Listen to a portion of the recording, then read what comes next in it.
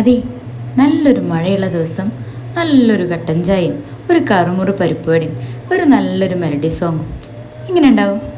അതിപ്പോൾ ഇവിടെ എന്തിനാ പറഞ്ഞെന്നല്ലേ, തൽക്കാലം നമുക്ക് ചായയും പരിപ്പുവടങ്ങ് മാറ്റിയിട്ട് പാസ്ത ആക്കിയാലോ. മഴയില്ല, പക്ഷെ പാസ്ത ഞാൻ തരാം. എല്ലാവരും ഒന്ന് ട്രൈ ചെയ്ത് നോക്കിയിട്ട് ഫീഡ്ബാക്ക് അറിയിക്കണേ.